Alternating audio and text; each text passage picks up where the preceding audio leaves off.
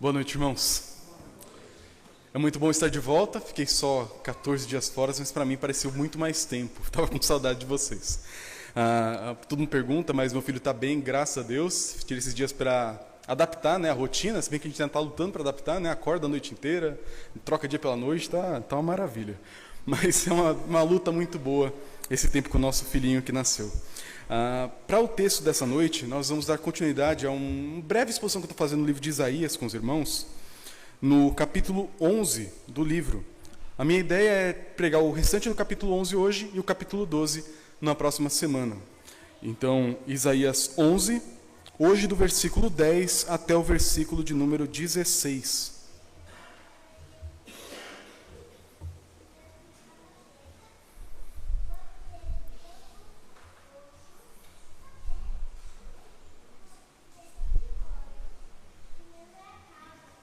Isaías 11, do 10 ao 16, assim nos diz a palavra do nosso Deus.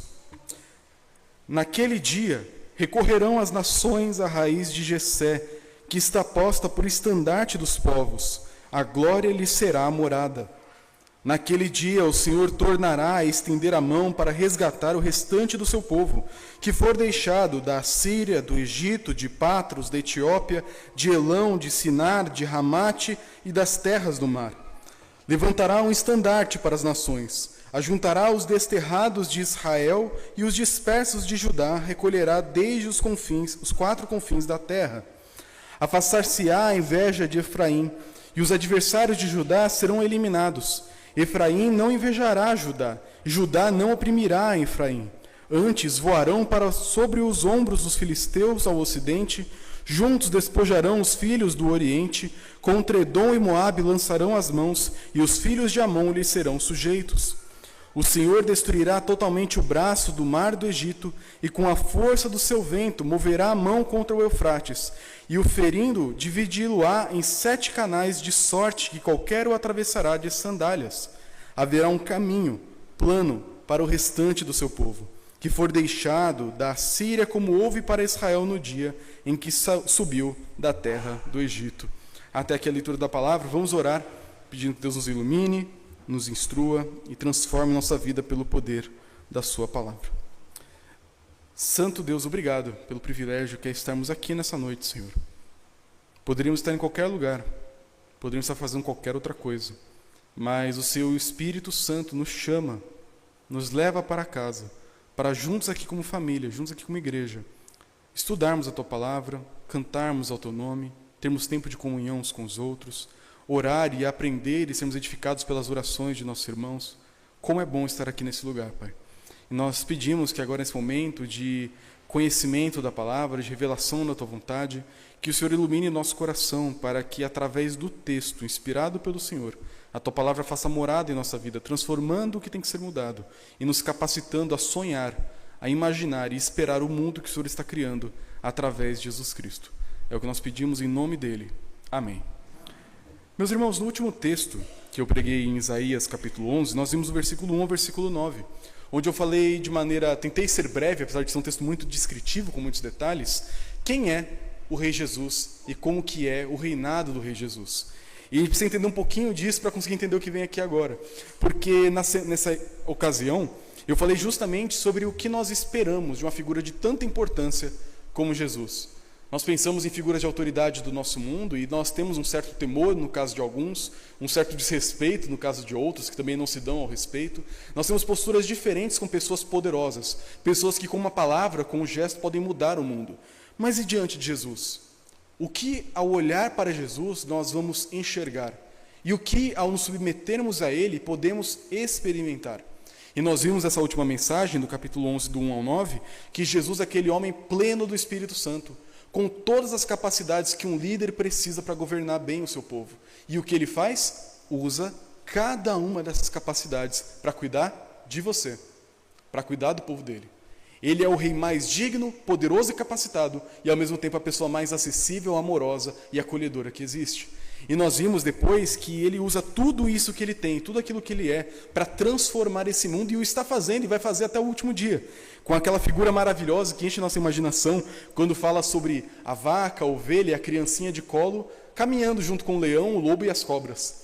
todo mundo junto, sem ninguém fazer mal a ninguém, apontando não para algo literal necessariamente, mas para a realidade que em Cristo o mal some, a maldade cessa e a paz reina por todo mundo. Hoje, na continuação desse texto, do versículo 10 ao versículo 16, veremos agora as consequências desse reino. E por que isso é importante para nós hoje, né? Porque quando a gente pensa nisso, pode parecer um assunto tão sublime, né? Tão do patamar de cima, que a gente pensa, tá, o rei vai fazer isso, mas o que eu tenho a ver com isso? E é importante pensar sobre isso justamente porque entender o que Jesus quer fazer, o que ele está fazendo e ele ainda vai fazer, é fundamental para você, cristão.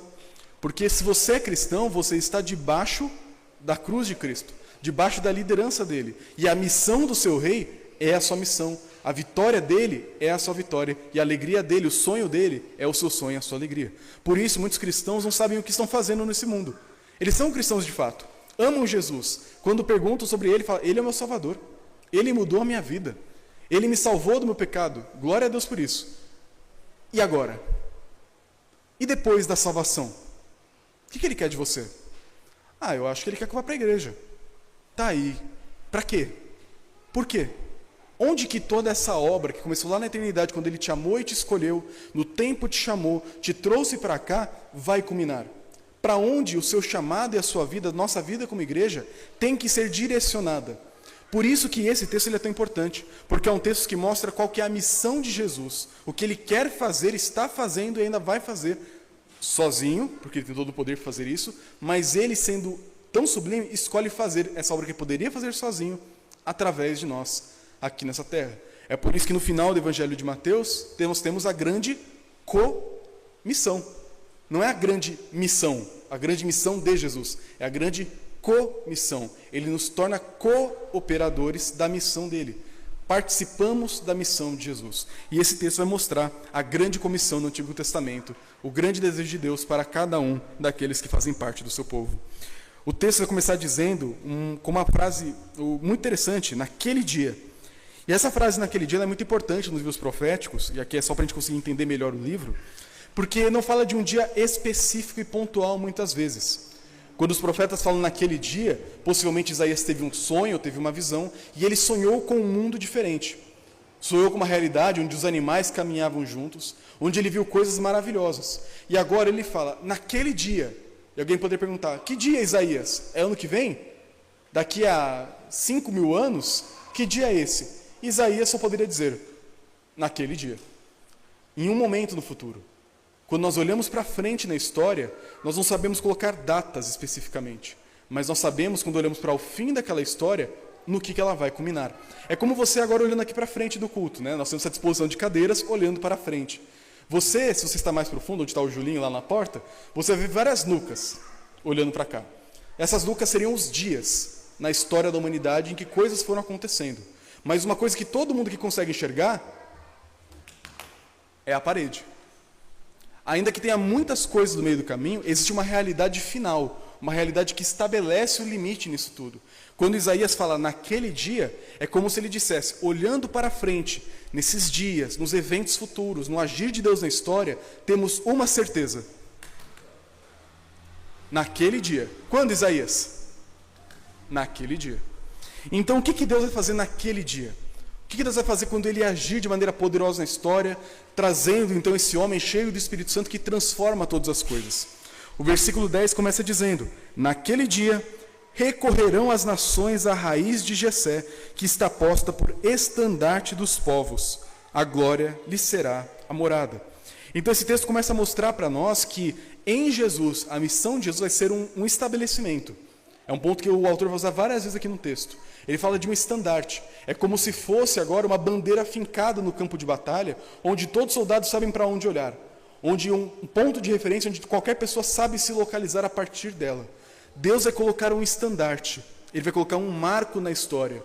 Uma pessoa, um homem, um ponto, para que, olhando para ele, tenhamos um referencial. Isso era muito utilizado no mundo antigo. Quando você, por exemplo, tinha uma guerra, por exemplo, de Israel contra Jericó, Israel contra Acã, contra Ai ou outros povos de Canaã, você tinha ali os exércitos e tinha um estandarte. Normalmente, quando você gosta de filmes de guerra, né? Eu gosto muito de guerras e guerras fantásticas também, né? Senhor dos Anéis é uma das coisas que eu mais gosto. E você vê aquelas batalhas, sempre tem um soldado segurando uma bandeira. Vocês já viram isso? A gente pensa, pô, mas que soldado inútil, né? Não era mais útil dar uma espada, uma lança para esse homem, um arco e flecha? Mas quando ele segura aquela bandeira no campo de batalha, ele é um referencial para os demais. Ao olhar para aquela bandeira, eles sabem que direção estamos avançando. Se a bandeira vira para cá, é para recuar. Se vira para lá, é para avançar. Se abaixou a bandeira, meu amigo, corre, que o negócio está feio. Então esse estandarte ele era um sinal para o agir do povo no meio da batalha. E o texto vai dizer que naquele dia haverá um estandarte. Ele será colocado pelo próprio Deus. E esse estandarte, já adianto aqui, é Jesus Cristo. Não apenas na cruz, que literalmente é um estandarte, mas Jesus é o estandarte de Deus. Ele é aquele lugar, aquele marco, aquele ponto de referência que vai mudar toda a história daqui para frente. O texto vai dizer que naquele dia, as nações, os gentios, as pessoas que não conhecem a Deus, os pagãos, os ímpios, um dia eles recorrerão até Jesus, a raiz de Jessé, esse descendente, esse Messias perfeito que um dia virá. E essa primeira parte do texto mostra algo muito importante para nós. Mostra que o primeiro plano de Deus para o futuro dessa história que ele está construindo em Jesus Cristo é justamente o resgate das nações. A ideia de salvar gentios, de evangelização, não é uma coisa que foi inventada no Novo Testamento. Na verdade, Deus já sempre quis fazer isso desde o princípio. Qual que era a ideia de Deus com Adão e Eva no jardim? Se multipliquem e encham a terra. Ah, mas ali não está falando nada de evangelização, mas também não tinha pecado, né? Depois que o pecado entra, aí é necessário falar da promessa, do plano de Deus. Mas antes disso, qual que era a ideia de Deus? Que pessoas alcançadas pela graça, pessoas preservadas pelo amor, encham o mundo com esse amor de Deus, assim como as águas cobrem o mar. Com o pecado que aconteceu, a humanidade se espalhou, mas agora para não revelar a glória de Deus, mas sua própria glória usurpadora. O mundo hoje tenta construir uma bandeira, um marco, um estandarte para si mesmo. Mas Deus, através da sua promessa, através de Jesus Cristo, ele coloca um estandarte maior, mais poderoso. E algo belíssimo nesse texto é a expressão que é usada para as nações. Elas farão o quê? Recorrerão. E aqui a ideia da palavra literalmente é procurar, vasculhar, pesquisar com atenção. Aqui Isaías está falando numa época em que ninguém faria isso. Ele está falando numa época em que a Síria está querendo destruir Judá. Quando você olha para o próprio reino de Judá, boa parte do povo não estava mais nem aí para Deus. O próprio rei da época, o rei Acas, era um rei muito rebelde. Não parece que era algo tão importante assim. Se nem o povo de Deus procurava Deus, imagina os outros povos. Mas Isaías fala, vai chegar um dia que Deus vai colocar uma marca, um estandarte, uma bandeira, e as pessoas, os outros povos, nossos inimigos, vão procurar. Não como quem quer informação, mas como quem quer salvação. Eles vão como que tateando, procurando, querendo encontrar esse Salvador. E nós olhamos para o Novo Testamento, tem vários casos assim. Você encontra Felipe e o eunuco, um dos primeiros casos do livro de Atos. E você tem um eunuco, lá da Etiópia, que o texto vai falar depois, indo até Jerusalém por ordem da rainha Candace, e ele volta lendo o livro de Isaías. E pela providência de Deus, Felipe corre do lado da carruagem, haja a perna para o Felipe, correu do lado da carroça, ouviu o que ele estava lendo e falou, vem cá, você sabe o que você está lendo? Você entende o que você lê? E o que o eunuco diz? Como que eu vou entender se ninguém me explica? Posso explicar? Entra aí. Parou a carroça e um etíope, lá do sul, de um povo que não conhecia o Deus de Israel como Deus Salvador, o Deus da sua nação, conhece e leva o evangelho para a Etiópia. E temos vários casos assim na história da humanidade, na história da igreja cristã. Nós encontramos a partir do momento que Jesus é levantado como estandarte na sua ressurreição, como ele se torna agora o rei de todo mundo, encontramos pessoas procurando. Se nós perguntarmos aqui na nossa própria igreja, ontem tivemos entrevista com algumas pessoas para a profissão de fé e batismo no próximo domingo. Tem gente aqui na igreja que foi assim. Eu estava procurando uma igreja.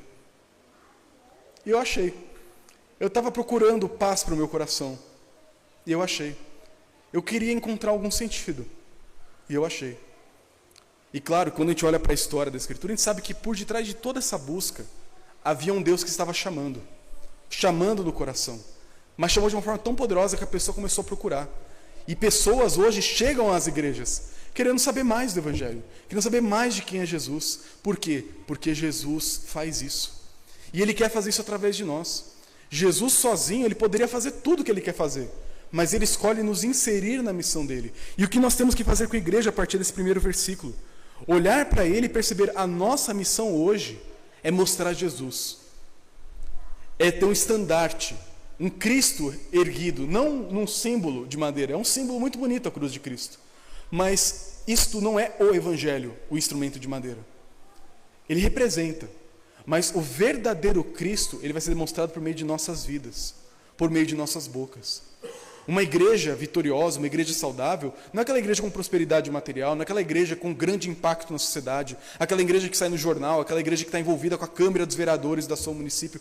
Não, isso pode até acontecer. O que marca uma igreja bem-sucedida à luz do Evangelho é uma igreja que mostra Cristo. Eu lembro quando eu estava no seminário, e lá nós tínhamos um púlpito, um pouco maior do que esse aqui. Era muito bom porque escondia as pernas tremendo na hora do sermão de prova. E ali a gente tinha os momentos mais terríveis da nossa jornada de seminário, porque você está pregando para um grupo de uns 50, 60 seminaristas, mais os professores, são mestres e doutores em teologia, e depois você é criticado na frente de todo mundo, às vezes de maneira bem dura, sendo bem sincero, mas criticado na frente de todo mundo sobre o seu sermão. Mas naquele púlpito tão terrível e ao mesmo tempo tão acolhedor dos nossos medos, tinha um versículo, na verdade um versículo não, uma frase colocada ali: Mestre, queremos ver Jesus. Para lembrar que acima de um sermão de prova, acima de um teste que a gente quer passar e ter êxito, é um momento de pregação da palavra. E o mais importante na hora de pregar não é mostrar a eloquência do pastor, o quanto ele sabe de grego e de hebraico, o quanto a igreja faz ou acontece na sociedade. Não é isso que tem que chamar a atenção da igreja, não é isso que tem que chamar a atenção no meu discurso, na minha vida como pastor. O que tem que chamar a atenção através da igreja, a partir da igreja, é Jesus. E isso só vai acontecer quando você que está me ouvindo aqui, você que é membro dessa igreja, for apaixonado por Ele. Quando você olha para Jesus e fala assim: é isso, é Ele. Ele é o amado da minha alma. Ele é meu Salvador, eu amo Ele, eu quero viver para Ele. É isso que eu quero, isso consome seu coração. As pessoas vão ver.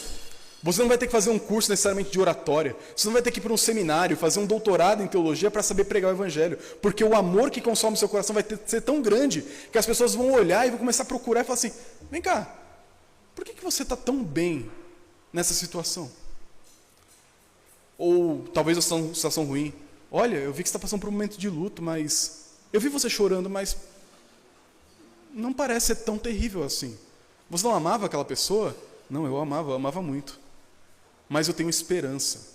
Eu creio em um Deus que ressuscita os mortos. E eu creio que aquele meu amado, aquela minha amada, um dia vai se levantar. Essa separação é só temporária. E o motivo da minha alegria é que um dia reencontrarei essa pessoa por causa do meu rei, que morreu por mim. Você tem essa esperança? A melhor ferramenta de evangelismo não são técnicas do evangelho na sua palma da sua mão, evangelismo explosivo, ou sacadas inteligentes e criativas. Você pode usar isso, mas é amor.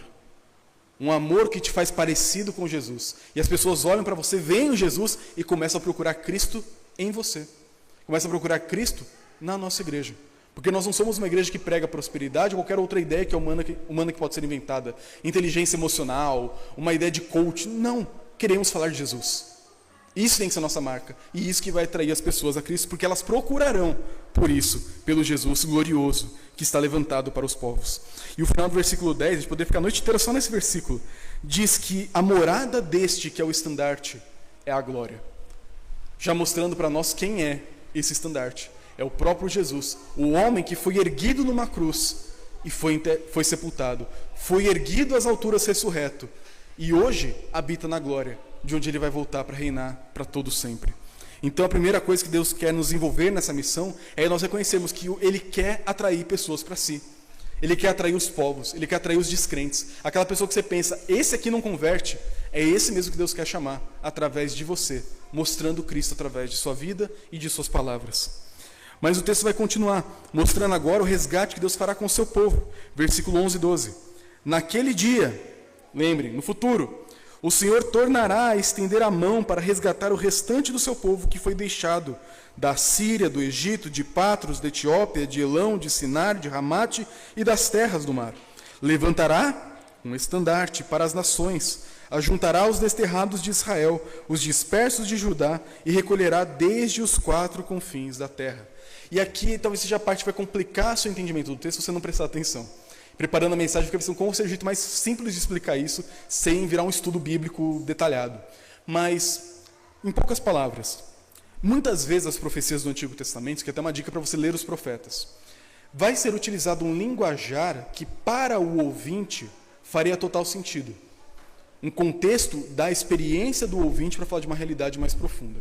Por exemplo, o nosso texto a partir de agora, daqui até o versículo 16, vai falar muito sobre Judá, Israel, Efraim, vai falar sobre o povo do norte e o povo do sul. E se você ler esse texto e levá-lo ao pé da letra, pensando que essa é a melhor maneira de interpretar a Bíblia, e nem sempre é, em alguns casos é, mas nem sempre é, você vai criar a expectativa no seu coração de que esse texto ele vai se cumprir quando? As 10 tribos que foram levadas na dispersão se espalharam por toda a Ásia e Europa há 2.740 anos atrás, um dia ainda no futuro, vão aparecer como 10 tribos judias que vieram de Dan, Issacar, Naftali e Asser, e elas virão lá da Síria, atravessando a pé seco o rio Eufrates, que será dividido em 7, e vão se juntar às 2 tribos e meia que ficaram do Reino do Sul, e literalmente haverá uma conversão e um novo êxodo de judeus global em todo o planeta Terra até a terra de Jerusalém, onde pessoas de várias tribos de Israel, das 12 tribos, se unirão literalmente. Se você ler o pé da letra e esperar isso, 2 coisas vão acontecer. A primeira, você vai pensar que Deus mentiu, que falhou na sua promessa. E a segunda, você vai entender mal o texto. Por quê? Se você pensar nessas 10 tribos, né, que se espalharam, tirando a tribo de Judá, de Levi e de Benjamim, que foram as tribos do sul, que hoje os judeus de Israel e de Nova York, outros centros, são descendentes dessas 3 tribos, as outras 10 que se espalharam, não há registro mais genealógico. Se você procurar hoje judeus espalhados por todo o mundo, dessas tribos que saíram há 2.740 anos atrás, eles não têm nem mais registro de qual família eles vieram. E não tem nem como mais comprovar isso. Então, assim, seria praticamente impossível disso acontecer. É claro que para Deus não há impossíveis. Eu posso estar redondamente enganado e fazer literalmente tudo acontecer. Assim como o leão caminhar com o cordeiro e o leão se tornar herbívoro. Mas eu entendo, junto com os teólogos, que a melhor interpretação aqui não é a literalista, ainda que ela seja correta em alguns outros casos. Mas seria o caso de a gente entender o que literalmente isso no contexto significa e o que isso nos aponta para a realidade do todo da Escritura. Vou exemplificar agora explicando o texto, para entender o que eu quero dizer com isso aqui. Versículo 10 e 12 vai falar sobre um resgate dessas 10 tribos que foram espalhadas para o norte, lá para a Síria, e para as tribos do sul, que também foram deportadas em parte já nessa altura para outros povoados. A ideia do texto é que vai chegar um dia em que Deus vai estender o seu braço poderoso, ele vai fazer como se fosse uma galinha juntando seus pintinhos debaixo do braço, e ele vai acolher perto dele todos aqueles que foram espalhados pelo mundo. E aqui coloca várias partes do planeta, né, do planeta daquela região. Etiópia, Elão, Sinar, Ramate, terras do mar, Egito, Assíria e Etiópia. Eu vou pegar os meus filhos que foram espalhados pelo mundo e vou juntar eles aqui, debaixo do meu estandarte. Se a melhor leitura for a literalista, eu adoraria ver isso acontecer, Deus vai restaurar todas as tribos de Israel espalhadas pelo mundo em algum momento no futuro e vai juntar todas as literalmente na terra de Israel como um grande povo que agora vai reconhecer Cristo como estandarte sobre eles.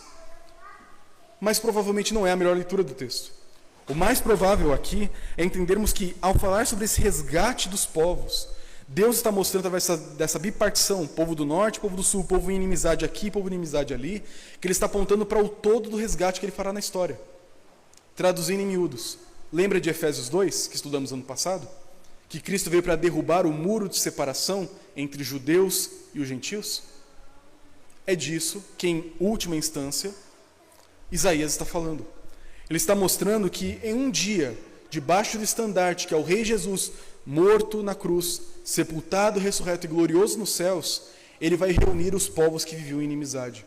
Ele mesmo vai resgatar para debaixo do governo de Cristo, assim como ele fez com os gentios no versículo 10, ele vai juntar também os seus, aquele povo que um dia conheceu ele, que ouviu falar dele. E debaixo do estandarte, judeus e gentios serão reunidos. Então esse texto mostra muito da intenção de Deus e nos ajuda a entender também parte da nossa missão. Você, membro dessa igreja, quando você fez a sua profissão de fé, e teremos uma profissão de fé domingo que vem, eu falei um pouco disso na aula sobre os deveres dos membros. Parte do seu dever como membro é propagar o evangelho, com palavras e com a sua vida. Tá, pastor, então o que eu faço na prática? Eu tenho que ir de porta em porta, que nem os testemunhos de Jeová, e falar, já ouviu falar do Senhor Jesus? Bem, você pode fazer isso se quiser. Se você for uma pessoa mais extrovertida, um pouco menos tímida, é uma oportunidade, é uma maneira de fazer isso que você tem. Porém, não é a única forma. Quando você olha para o desafio de falar do evangelho para outras pessoas, muitos de nós ficamos um pouco receosos, um pouco temerosos de fazer isso.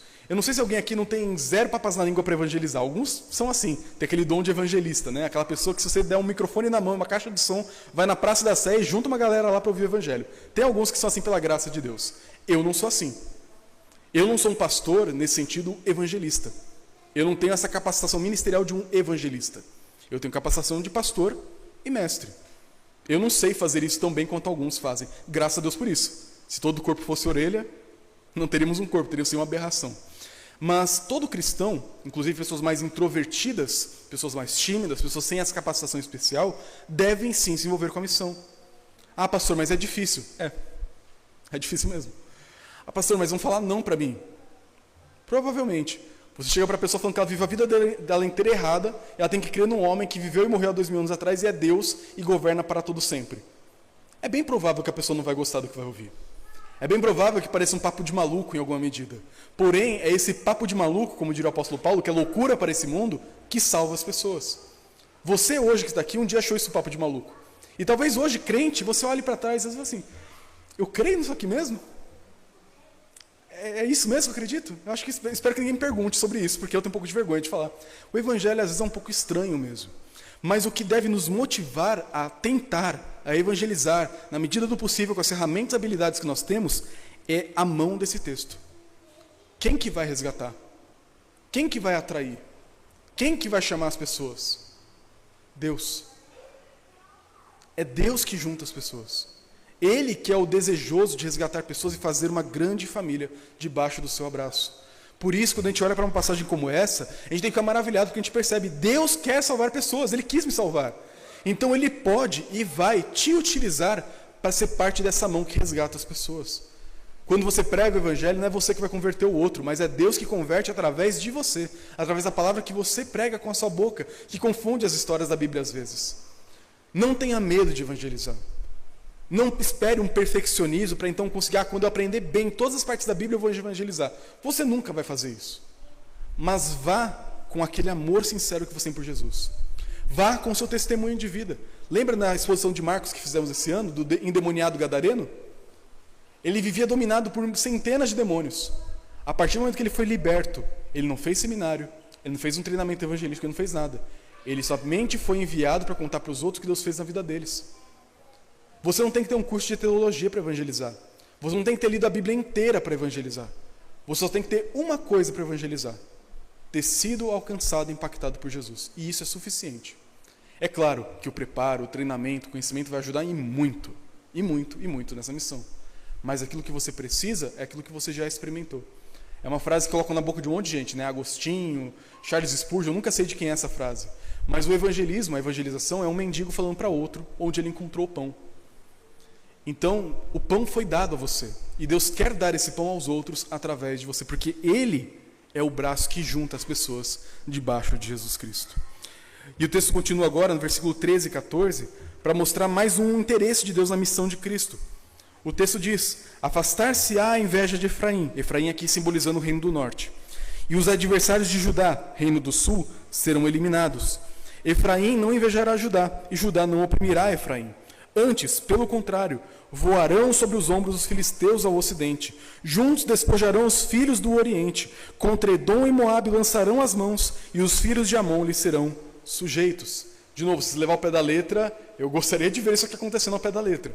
Mas o mais provável aqui é mostrar para nós que, nessa igreja, formada de judeus, de gentios, de paulistas, de cariocas, de mineiros, de russos, de americanos, pessoas de toda a tribo, língua e nação, pessoas que conhecem alguma coisa de Deus, pessoas que não conhecem nada de Deus, nesse povo unido de pessoas tão misturadas, com um braço poderoso que as uniu debaixo do estandarte de Cristo, o que Deus quer naquele lugar?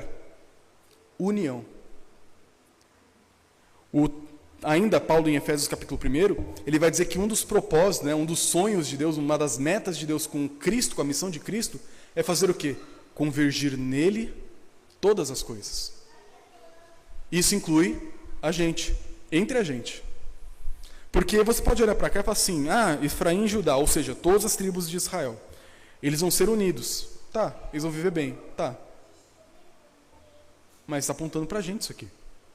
A ideia é que se você é esse povo, seja você gentil, seja você judeu, que foi recolhido debaixo da cruz de Cristo, se você foi recolhido, agora, nesse povo que foi formado por judeus e gentios, esse povo aqui da freguesia do Ó, você tem que viver em união com seus irmãos. A cruz de Cristo não é para uma salvação individual. Isso virou um jargão muito famoso no evangelicalismo brasileiro, né? A salvação é individual. O importante é a sua vida com Deus. A gente até diz isso para as pessoas quando tem algum problema com a igreja. Talvez você já tenha dito: ô irmão, não fica chateado com fulano não, a gente vai na igreja por causa de Deus, não é por causa das pessoas. Tá certo, mas não tá tão certo assim essa frase. Nós vamos na igreja sim, como causa última, final e principal à glória de Deus. Entregar a Ele o culto que lhe é devido. Porém, pessoas importam. Você não é igreja. Você é parte da igreja. Você não é o corpo. Você é membro do corpo. Você não é o edifício. Você é um tijolinho dele. Você não pode ser igreja na sua casa. Você não pode ser desigrejado. Você não pode seguir Deus do seu jeito, no seu cantinho, no seu quadrado, do seu jeito, longe das pessoas que te incomodam, longe daqueles que você teve algum problema, alguma birra no passado, longe daqueles que te humilharam e te fizeram mal. Não pode ser cristão assim. Nós não podemos fugir das desavenças que temos, nós não podemos afastar dos irmãos que nós fazemos na igreja. Quando Deus salva, Ele não salva uma pessoa, Ele salva um povo, uma noiva, uma família. E quando Deus te salvou e te colocou aqui nesse caso da freguesia do Ó, Ele quer que você aqui viva a vida da fé. E isso envolve vencer as dificuldades. Você vai ter problema com seus irmãos. Eu lembro que eu falei há uns 2 meses atrás, a gente estava passando por um tempo de conflitos aqui na igreja. E quando eu disse isso, no meu coração, minha intenção era dizer o seguinte: olha, estamos amadurecendo. Estamos tendo atritos, mas a gente está vencendo eles juntos. E eu percebi que alguns irmãos ficaram assim: ô pastor, meu Deus do céu, estamos tendo problemas na igreja. Tem gente brigando. Tem gente em conflito. Meu Deus do céu, a igreja está em crise. Parecia que a pessoa ficava desesperada ao saber que temos problemas uns com os outros na igreja. Eu fiquei feliz quando soube disso. E não é porque eu sou um pastor sádico que a igreja brigue. Mas é porque quando você pega 2 pecadores, junta eles e coloca numa caixinha, e dá tempo suficiente, eles vão brigar. Isso vai acontecer. Agora imagina na nossa igreja, que temos hoje cerca de 100 membros.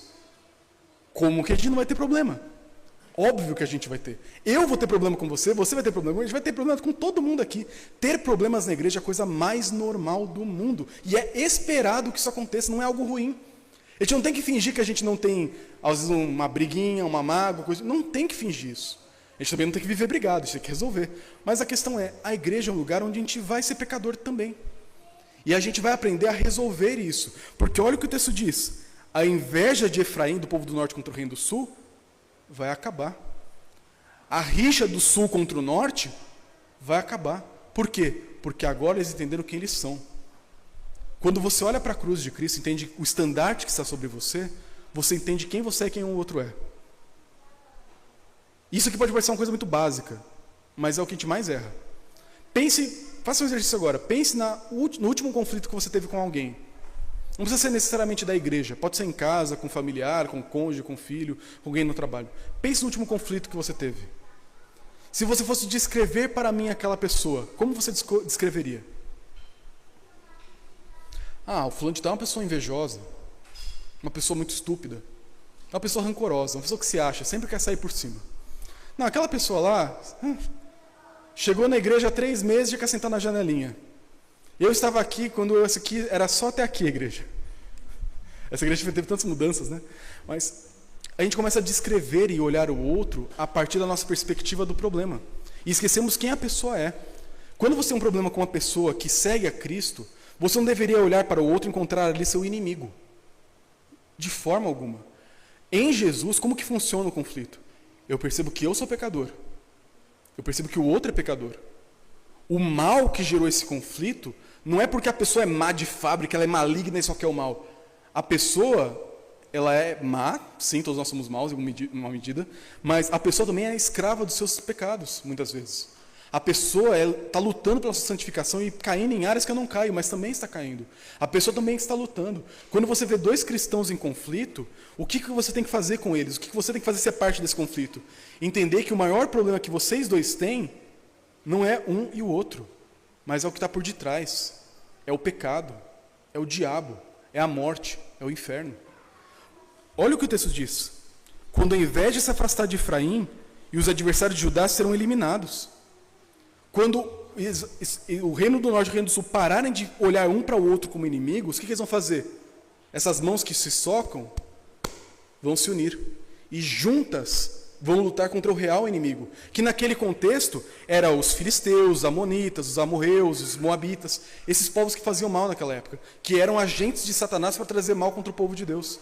Quando você percebe que o seu marido, a sua esposa não é o seu maior inimigo, quando você percebe que o seu irmão ou sua irmã aqui na igreja não é o seu maior inimigo, e sim o diabo que está por detrás, querendo o conflito, querendo a dissolução dos relacionamentos, quando você percebe que o seu filho, os seus parentes não são os maiores inimigos da sua vida, e sim o pecado que está por detrás e não a pessoa em si, você consegue estender a mão para a pessoa e falar, vamos lutar junto contra o problema. Você me magoou, eu te magoei, mas a gente só faz isso porque a gente é pecador. Mas o nosso rei, o nosso salvador, ele quer mudar a minha vida e a sua vida, e juntos, não eu contra você, não você contra mim, juntos nós vamos lutar contra a raiz do nosso mal, a raiz do nosso conflito, que é o pecado, da nossa vaidade, e juntos, como Judá e Efraim unidos, como gentios e judeus unidos, como irmão e irmã unidos, nós vamos lutar juntos contra o real inimigo. Por isso, irmãos, se você tem um conflito com alguém, não se assuste, isso é normal. Se você ainda não teve problema com alguém, você vai ter, eu te garanto, não é maldição não na sua vida, você vai ter. Mas eu te faço um convite, enxergue isso pelo olhar correto. Quando você percebe quem está de cima, qual o estandarte que está cobrindo você e aquela pessoa, a batalha muda. Você passa a olhar aquele que era seu adversário, agora como um aliado e vítima do conflito também. Você para de ser aquele pobre coitado, o que só sofre, quer ser perseguido e que só é vitimizado. E percebe, eu também sou culpado, eu também sou pecador. E o meu papel aqui é ajudar, é lutar. E juntos vamos vencer para a graça do nosso Deus, para a glória do nosso Deus. E o texto termina no versículo 15 e 16, mostrando o novo êxodo que acontecerá no futuro. O texto diz, o Senhor destruirá totalmente o braço do mar do Egito, e com a força do seu vento moverá a mão contra o Eufrates, e ferindo dividirá em 7 canais, de sorte que qualquer o atravessará de sandálias. Haverá caminho plano para o restante do seu povo, que foi deixado da Síria, como houve para Israel no dia em que subiu da terra do Egito. Esse texto aqui está dizendo para nós que vai acontecer um novo êxodo. Lembra qual foi o primeiro êxodo do Egito? Eles saíram do Egito, chegou na frente do Mar Vermelho. Moisés pegou o cajado, tocou nas águas, e o que aconteceu? Se dividiu em quantas partes? 2.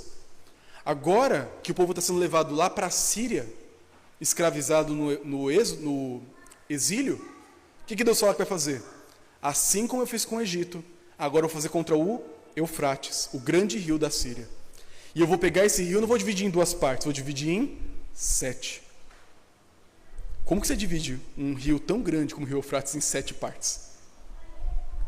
São belezas poéticas do texto que não dá para encarar literalmente, a gente só fica imaginando. Como que Deus pega um grande canal de água gigantesco e faz ele se tornar 7 bracinhos tão pequenos que dá para atravessar de sandália ele sem grandes dificuldades?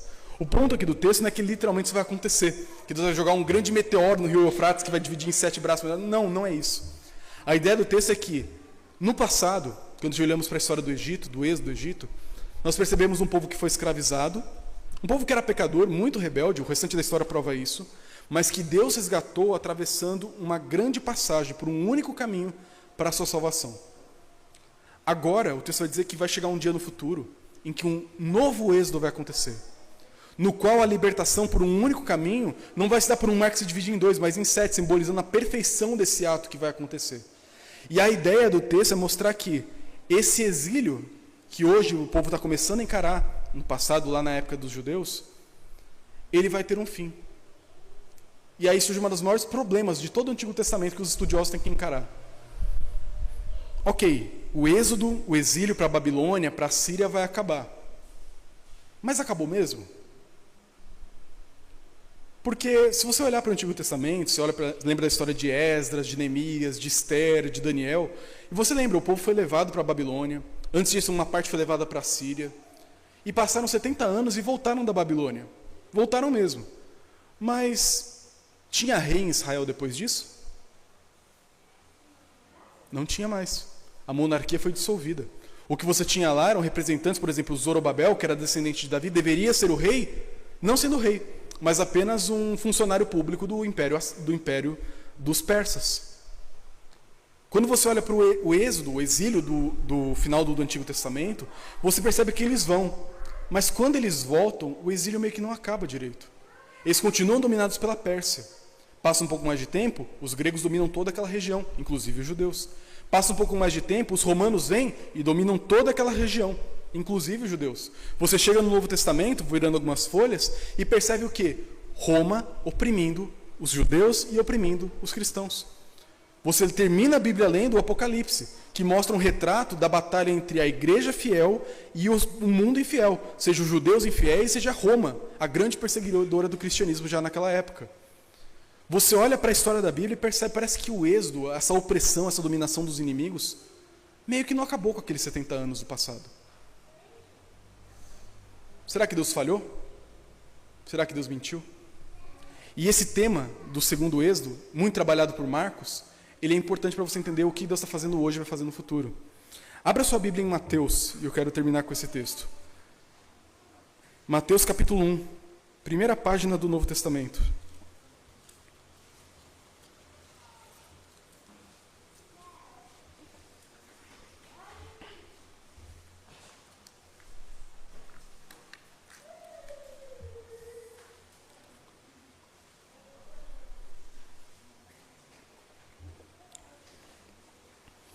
Mateus 1 começa com uma genealogia, uma forma um pouco atrativa para nós hoje de começar um livro, mas para os judeus, os primeiros destinatários de Mateus, faria todo sentido. E essa genealogia de Mateus, não vou expor ela em detalhes agora, ela tem alguns marcos nessa história. É uma genealogia que não começa com Adão, como a genealogia de Lucas, mas ela começa mostrando qual que é a origem de Jesus e qual que é o propósito dele. Começa mostrando, nos primeiros versículos, que diz o seguinte: livro da genealogia de Jesus Cristo, filho de Davi, filho de Abraão. E ele começa mostrando que Jesus, aquele que veio agora, ele é o filho da promessa de Abraão. Ele é aquele por meio de quem todas as famílias da terra serão abençoadas. Ele é aquele que vai herdar todas as promessas de Abraão, a terra prometida e a bênção dos povos. Jesus é o filho de Abraão perfeito. Depois o texto vai dizer, ainda no versículo 1, que ele é descendente de Davi. Jesus é aquele que veio para assumir o trono de Israel, não mais como um rei geopolítico como era conhecido naquela época, tanto que em nenhum momento Jesus coloca uma coroa na própria cabeça, quem coloca os inimigos uma coroa de espinhos sobre ele, mas ele vem para ser o rei da linhagem de Davi, o tronco de Jessé, a raiz de Davi, que vai governar para todo sempre, salvando o seu povo dos seus opressores. E a gente olha essas duas partes aqui, são até fáceis de entender no texto, o ponto de referência em Abraão e o ponto de referência em Davi. Mas tem um ponto de referência nesse texto que muita gente esquece. Olha o que o texto diz no versículo 11 para frente. Josias gerou a Jeconias e a seus irmãos no tempo do exílio na Babilônia. Depois, no exílio da Babilônia, Jeconias gerou a Salatiel, e Salatiel a Zorobabel. Zorobabel gerou a Abiúde, Abiúde a Eliaquim, Eliaquim a Azor. Azor gerou a Sadoc, Sadoc a Aquim, Aquim a Eliúde. Eliúde gerou a Eleazar, Eleazar a Matã, Matã a Jacó. E Jacó gerou a José, marido de Maria, da qual nasceu Jesus, que se chama o Cristo. Agora o versículo 17. De sorte que todas as gerações, desde Abraão até Davi, são 14, desde Davi até o exílio da Babilônia são 14, e desde o exílio da Babilônia até Cristo, 14. Por que 14, 14, 14? É só uma curiosidade, mas no hebraico você tem as letras com equivalência numérica, como se fosse um português. A1, B2, C3. Pense na lista nesse sentido. No hebraico, o nome Davi, D, as três consoantes, formaria a equivalência numérica de 14, somando tudo. Tá? Aleph, Bet, Gimel, Dalet. 4, DD, e o V, Aleph, Bet, Gimel, Dalet, Re, Vav, 6. 4 mais 6, de 14. Tá? Nerdice teológica do dia. Tá? Mas por isso do 14 aqui, porque é um código numérico para mostrar que Jesus de fato é o rei da linhagem de Davi. Tá? É isso. Mas esse não é um ponto mais importante, ainda que seja mais curioso do texto. O ponto que muita gente esquece é de Abraão até Davi, 14. Então ele é o filho de Abraão, ele é o rei da linhagem de Davi. De Davi até o exílio, o maior momento de vergonha do povo de Deus, 14. Sim, temos uma vergonha. Mas como que acaba a vergonha do exílio? Da Babilônia até Cristo, 14. Fisicamente, vivencialmente, o exílio acabou depois de 70 anos, voltaram para Jerusalém. Mas era um exílio apenas exterior. O cativeiro espiritual, a vergonha que o povo foi submetida, não acabou até o dia em que o rei veio para libertar o seu povo, que é Jesus Cristo. O nosso texto, lá em Isaías 11, fala justamente disso. vai chegar um dia que vai ter um êxodo muito maior do que o do Egito. Um êxodo que o rio não vai ser dividido em 2, mas em 7, simbolizando a perfeição. E nesse êxodo, todo o meu povo será resgatado. Do que Isaías estava sonhando e falando? Daqui, de agora. Ele está mostrando que o exílio, a vergonha, o cativeiro do Egito, fisicamente, literalmente, acabou depois da travessia de um mar. Mas vai chegar um dia que vai ter um êxodo tão perfeito que não vai ter mais repetição. Um êxodo tão perfeito que não vão ser 2 partes de um mar que vão nos cercar, mas 7. E a gente vai atravessar com as sandálias todo esse caminho vitorioso até a volta do Senhor. O que Isaías está nos falando é que Deus está salvando o seu povo de uma maneira muito mais poderosa do que o êxodo do Egito fez. Porque quando o povo saiu do Egito e entrou em Canaã, na terra prometida, você lembra o quanto que aquele povo deu de trabalho. Era rebelião, serpentes abrasadoras, terra abrindo, codornas até sair pelos narizes. Foi um inferno aqueles 40 anos do povo de Israel. Eles saíram do Egito, mas o Egito não tinha saído deles. E continuaram vivendo seus pecados, aquela primeira geração. Nós lemos no Salmo 95. Hoje, se vocês ouvirem a voz do Espírito Santo, não endureçais o coração como foi o povo daquela época. Porque eles, ainda que tenham sido libertados do Egito, não entraram no meu descanso. E você hoje, vai entrar no descanso de Deus? Você vai sair do Egito e o Egito vai sair de você junto? Ou você vai continuar caminhando na antiga vida? Isaías mostra que vai chegar um dia em que você vai atravessar o rio de uma maneira definitiva, de uma maneira perfeita. O Egito não vai mais te dominar. A Síria não vai mais te dominar. Você não vai ter que passar 40 anos no deserto para provar o seu coração. Você já foi resgatado definitivamente. E é isso que aconteceu com você já, se você conheceu o Evangelho.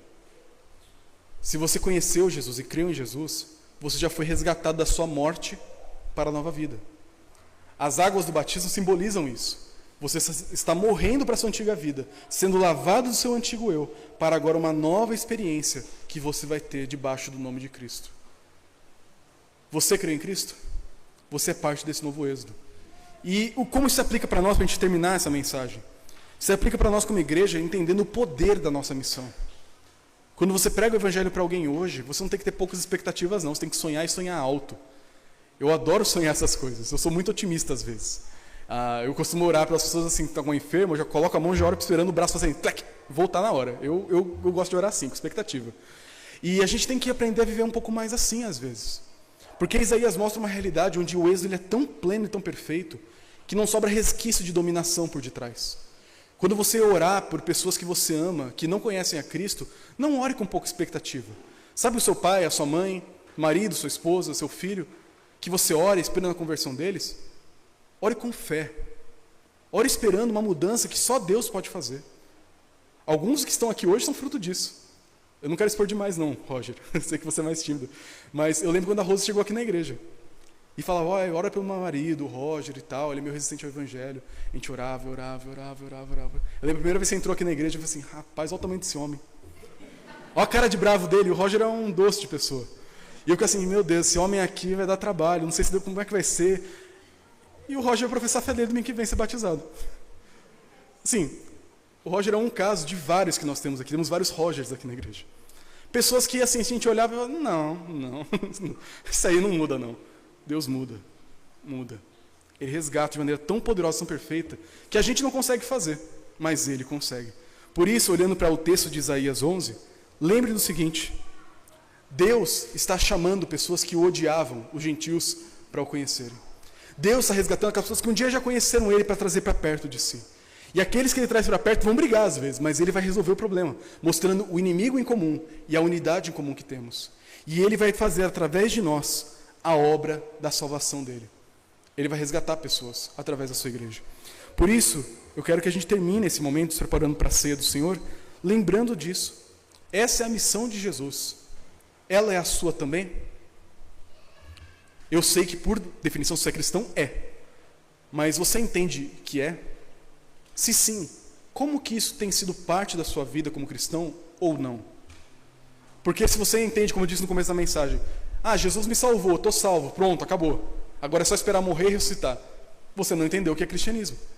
O cristianismo começa com a conversão, mas continua por toda uma vida de obra, de serviço, de envolvimento na missão de Jesus. É a comissão. Nós somos cooperadores com Ele. Por isso, você é cristão, Una-se a essa missão. Tem problemas com alguém? Vamos resolver. Vamos encontrar a nossa unidade e enfrentar o problema juntos. Ah, tem pessoas que não conhecem Jesus. Vamos evangelizar elas. Há desunião? Vamos unir. É para isso que Jesus te salvou. É para isso que Ele veio. E é para isso que você está aqui hoje. Para fazer dessa igreja um lugar onde o estandarte brilha, mostrando Jesus. E Ele vai fazer tudo isso aqui, no nosso meio e através de nós. Vamos orar? Senhor, obrigado pela Tua palavra, que vai muito além dos nossos sonhos e expectativas. O Senhor mostra realidades proféticas, imagens, sonhos para os seus profetas do passado, que quando nós lemos hoje pensamos que é bom demais para ser verdade. Mas o Senhor é bom demais e o Senhor é verdade. E nós te agradecemos por isso. E pedimos, Senhor, remova, Pai, transforme, substitua a nossa falta de fé com uma fé robusta, uma fé que espera as conversões, que espera ver aquelas pessoas que receberam cada dia vindo para cá e ocupando os espaços que nós temos aqui, ou em outros lugares espalhados por esse mundo, Senhor. Aumenta a nossa fé para que nós vejamos uns aos outros como irmãos na fé, que as nossas invejas, desacordos, desuniões possam ficar de lado e possamos lutar juntos a batalha da fé, como irmãos e não como adversários e rivais. Senhor, derruba as barreiras que nós tentamos levantar no nosso meio, Senhor. Fecha aquelas brechas que nós damos para o diabo, nos separando uns dos outros, Pai. E nos ajuda unidos, como família, como povo que está debaixo da cruz de Cristo, a mostrar para esse mundo quem é Jesus. Nos ajuda nisso. Nos ajuda a mostrar Ele para o mundo. É o que nós pedimos em nome dEle. Amém.